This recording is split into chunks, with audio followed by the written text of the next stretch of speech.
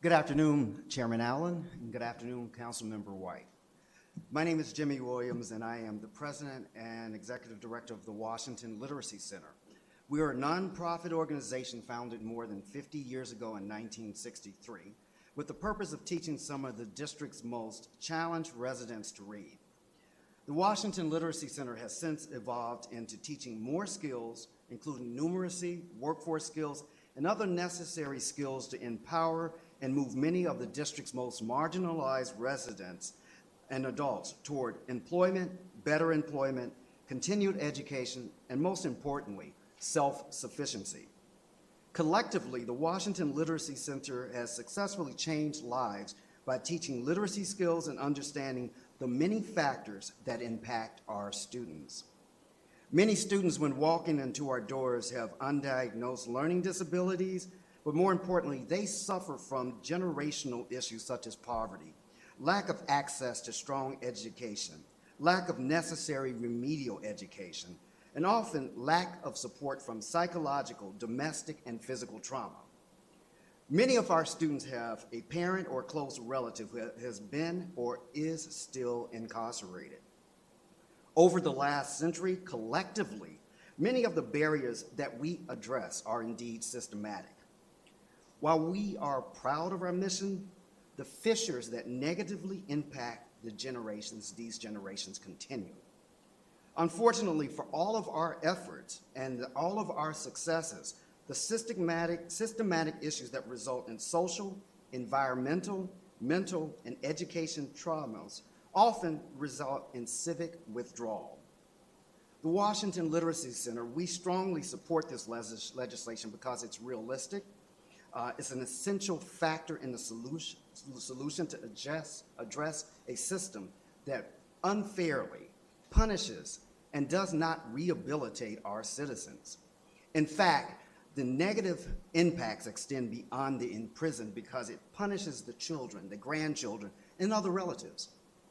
More simply put, a child of a parent who can't read but is unlikely to read, a child of a parent who struggles with math or is unlikely to excel in math, a child of the disenfranchised parent who does not vote is unlikely to vote. And these are things that have been proven within the Washington Literacy Center. So let me cite some critical facts why disrupting the systematic inequities that further marginalize and extend beyond those who are incarcerated. 85% of all juveniles who interface with the juvenile court system are indeed functionally illiterate. More than 60% of all prison inmates are functionally illiterate.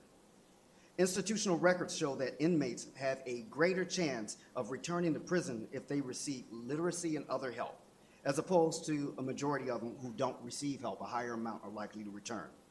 This equates as costly to the taxpayer and also costly to society. Illiteracy and crime are related. The link between failure, delinquency, and violence is impacted with these failures. We view formerly incarcerated students as twice disenfranchised. More than 56,000 people, residents of the District of Columbia, will fall within that category of being low literacy, according to our own internal numbers. The unfair educational and social environment that placed many of them on track toward incarceration, and the system that further punishes them and their family by muting their ability to hold elected officials accountable and to address many of these problems has resulted in them being incarcerated in the first place. There's a temptation, we know, to use the extreme and oppose a measure such as this without considering the full extent and the large number of people who are likely to benefit from the much needed change in mentality and in this approach, which disproportionately impacts minorities and future generations.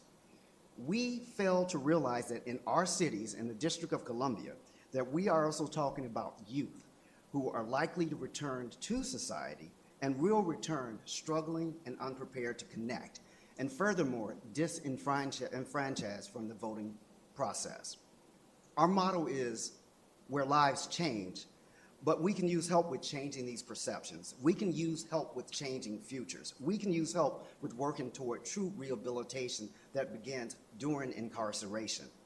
We teach literacy and literacy skills, but without the ability to vote, without instilling that mentality prior to release, without holding people and young people who may be sentenced to 10 years or shorter, who will return to general population, our population, without instilling and providing the impetus for future generations to vote, we will continue to remain unfairly compromised and stuck in this circle.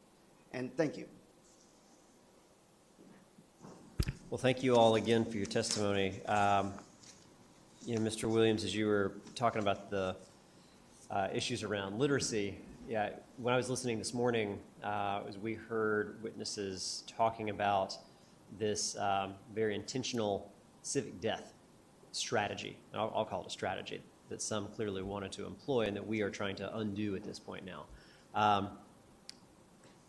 Again, it was Mr. Walker, I believe, was one who talked about growing up in a household and a community where, because of all these laws that had been on the books that took away the right to vote from so many people who had contact with our criminal justice system, that his parents didn't vote, grandparents didn't vote, family members, community members, and so the conversation about current events and exercising that right to vote was incredibly disconnected, and it wasn't something he really thought much about because it just was what it was for generations.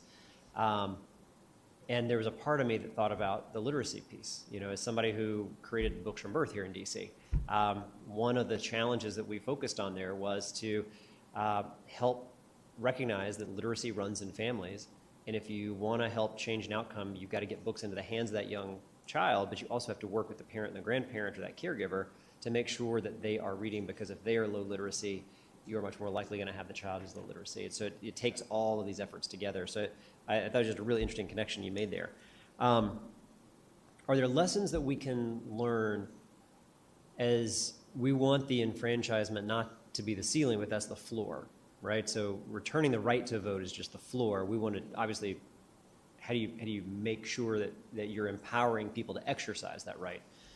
Are there lessons to be learned from literacy efforts with returning citizens, with families, with individuals who are incarcerated at the time? Some of the lessons that we should think about as it comes to repairing and basically breathing life back into this civic death that takes place? To answer your question, yes. And because I personally work very closely with a lot of our students, one of the lessons that we realize is that you have to unlearn behaviors that are not taught in jail, unlearn negative behaviors. We know that when people are in prison, all the negative behaviors they learn, we know there are programs that want to remove books, that we know there are programs that want to limit their learning, we want to know there are programs that they want to dismantle. But what we find is that, and one thing I think you all should remember, is the amount of time for us to teach somebody who comes in as illiterate takes anywhere at a minimum of 10 months, but on average it can take 12 to 24 months. But there are so many other behaviors we have to unlearn.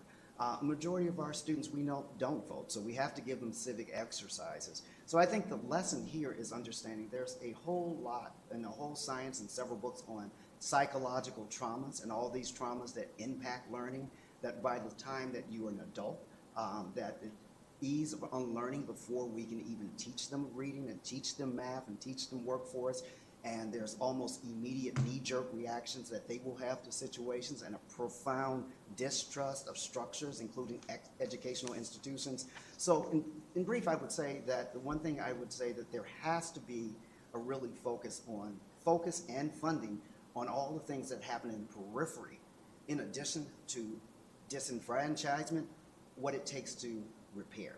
It's very complicated and very time-consuming and costly. But can be very effective. So thank you.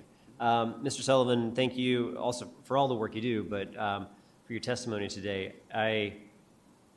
In the same way we've talked about that the taking the right to vote away is part of an incredibly intentional, generations-long effort to suppress political power and political activity within communities of color. I was really struck by, and I really appreciate your candor, when you talked about you had been working on some of these issues, and you said, until then, I had believed that felons should not be allowed to vote until they had completed their sentences. Then you talk about the evolution and how you don't hold that position anymore, but you talk about that. I think in the same way we can talk about a very intentional effort that is generations long that is keeping people from voting, there is a similar effort that is generations long, intentional, that is also normalized the taking away of that right to vote. And so there's a lot of people who don't give it much thought, and it seems normal because it has been such a long concerted effort, and then it takes that open-mindedness to be able to then say, oh, that doesn't make any sense. You didn't lose your citizenship. We need to restore that right. So I just want to say I appreciate your candor in talking about that, and then now having the action that you're taking to be in support of this. It's appreciated. So thank you. Let me turn to Mr. White.